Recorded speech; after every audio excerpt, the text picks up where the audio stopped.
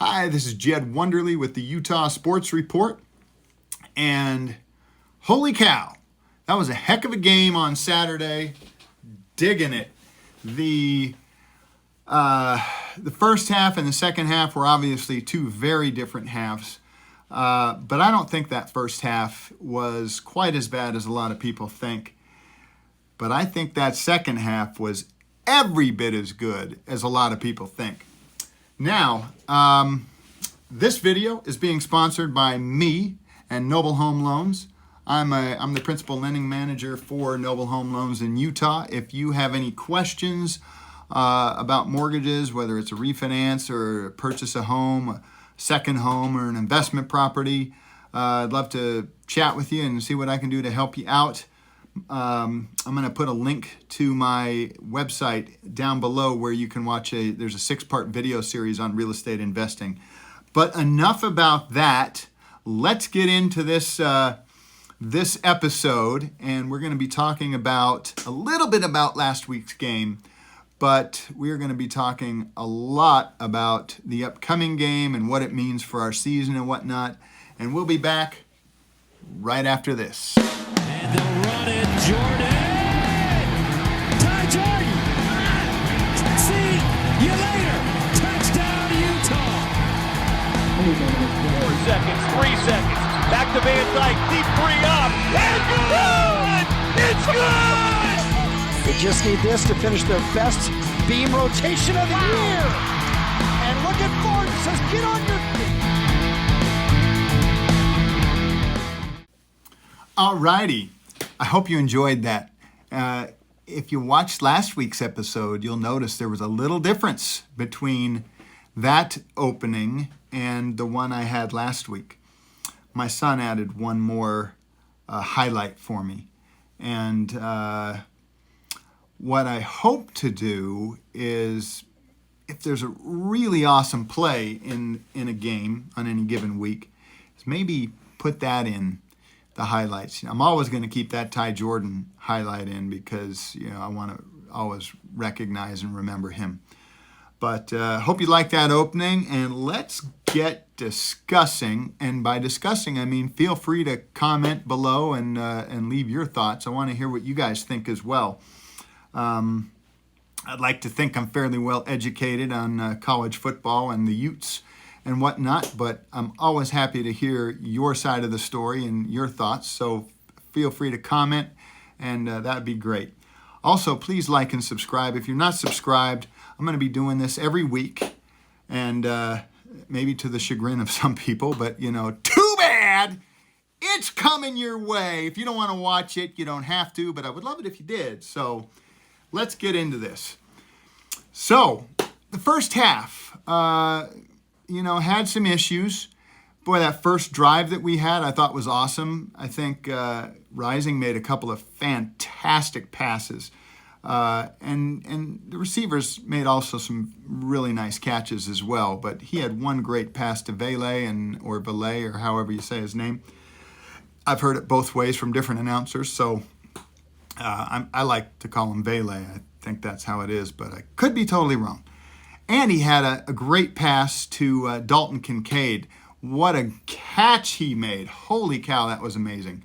Very exciting. Great first drive. And then we got some first downs and things, and even got into their half of the field on occasion, the rest of the half. So it's not like we didn't move the ball at all.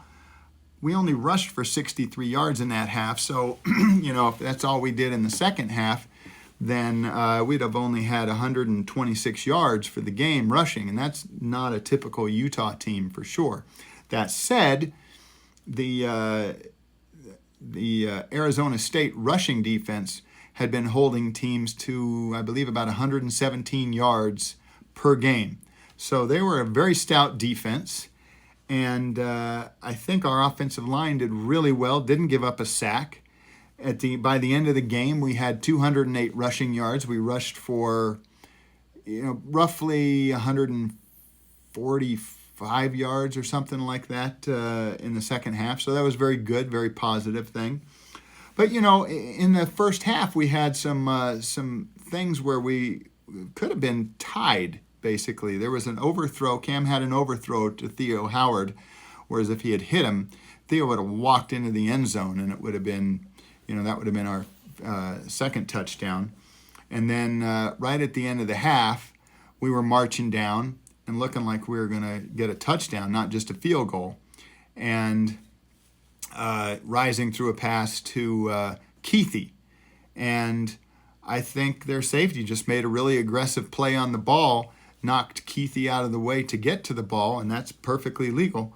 And, that ended up, of course, stopping that drive for us. And we're down 2 scores at half and a huge momentum swing, which I was very worried about. In fact, I wondered how they were going to respond to that. And holy cow, did they respond. What a second half. 28 points. Gave up 0 points. 28-0 on that second half. And just full domination. I think Arizona State had 80 or 97 yards, total yards that half. That was, wow. That's the Utah team that I've figured that's who we should be all year. And if we can be that way going forward, then I think it could be us against Oregon fighting for the championship. Literally in the Pac-12 championship game.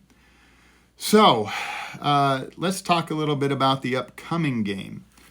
We have, by the way, let's give some accolades. In case you guys haven't heard, Cam Rising for the second week in a row got Pac-12 Offensive Player of the Week. Devin Lloyd, for his second time this season, got Pac-12 Defensive Player of the Week. And Nick Ford got Pac-12 Offensive Lineman of the Week.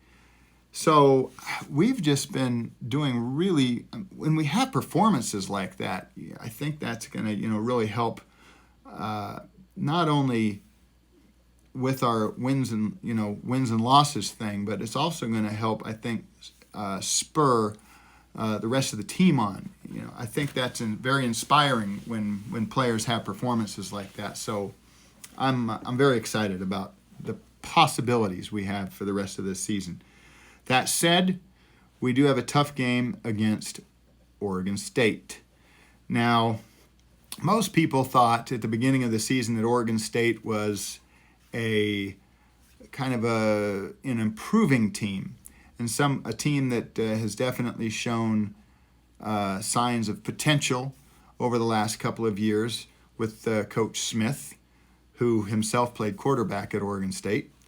And they may be a little ahead of schedule based on some of the wins that they've had. I mean, they beat USC at USC 45-27.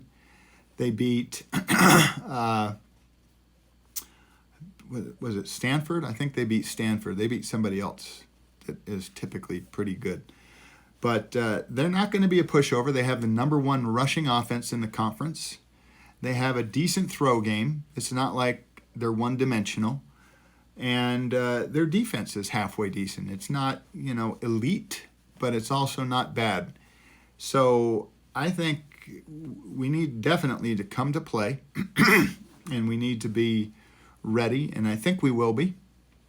And hopefully Britton Covey can say that this week has been the best week of practice that we've had all season, because he said that about last week, and look how that turned out. So I'd love to see each week be the best week of practice all season, which means we're improving and able to take on better opponents and beat better opponents. Because after this game, we have UCLA at home. I was watching Pac-12 After Dark. I think that's what I was watching. It was on the Pac-12 network, and they were one of the guys talking. He was I can't remember. I think it was a former Cal player who said he thought that that UCLA is the best team in the Pac-12 South right now. With he didn't say it, but some of the others talked about Utah, and he was kind of acknowledging that Utah is very good and started to play up to their potential and what a lot of people thought they would be before the season. And So it would be awesome if we beat Oregon State on the road. We're 4-0 at that point. And UCLA plays at Oregon. So if we could beat Oregon State on the road, and if UCLA can lose to Oregon on the road, that gives us a little bit more of a cushion relative to wins and losses, but I hope we don't have to rely on that cushion. I hope we just keep things in our own hands, keep destiny in our own hands, and we just win out. And that would be fantastic. And then we could even help ourselves further, on the 30th, the week after this Saturday, when we play UCLA, and hopefully we can show, like I say, I believe it was the Cal graduate who played there that thought UCLA was the best team in the South, and hopefully we can prove him wrong. The conference is still very weird. Washington State, who just lost their head coach, and 4 assistants. Four assistants, because it's a mandate that state employees in Washington get vaccinated, and the head coach and 4 of his assistants decided they didn't want to get vaccinated. They all got fired. So they are running on a skeleton crew. I believe it's their defensive coordinator who took over the head position, and they're playing BYU. Go Pac-12 Cougars, not independent Cougars. So there's that. Cal, who played Oregon very close the previous week, is taking on Colorado, who blew out Arizona last week, 34-0. I was wrong on that one big time. I thought Arizona had the offense that maybe they could get their first win, even though it was in Colorado. Colorado's defense showed up big time, and they thumped them 34-0. So, which Cal team is going to show up and which Colorado team is going to show up? That'll be an interesting thing. It's at Cal. So, I'm on that Washington State BYU on the Cougar versus Cougar thing. I'm not going to call. If I was going to call anything, I'd probably give BYU the advantage just because of the coaching crap that's going on with Washington State. With regard to Colorado and California, impressed with California with how close they made it at Oregon last week. It was 24-17 loss, and they had a chance in the last minute of the game. They had a pass to the end zone that wasn't a very far pass. It was like 7 yards from the 7-yard line or something, and they didn't execute properly, and they lost.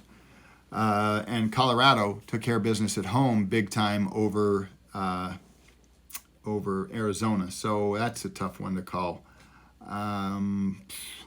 Does Colorado get win number 2? I don't know. And Cal is still winless. I think Cal's going to pick up the win, although I wouldn't be surprised to see Colorado win. I'm hoping Oregon beats UCLA. Although I wouldn't be surprised if UCLA takes out Oregon. I think Oregon, I don't know what's going on with them. They seem to be healthy for the most part. But I'm going to call Oregon. I'm going to always call Utah over Oregon State. And Washington takes on Arizona. There, you've got one pathetic team against another semi-pathetic team who was supposed to be halfway decent. And that's at Arizona. That's on Friday night. Unfortunately, I don't think Arizona's going to win, but it would be fun to see that happen. Fingers crossed they do. I'm going to be cheering for Arizona, but I think Washington's going to take them. So anyway, tried to keep it a little shorter for you. Hope I did. Again, please like and subscribe. Please leave your thoughts on the Utah game or any of the other games, or heck, any of the games in the top 25 for that matter. But appreciate you watching, and make it a great day, and go Utes.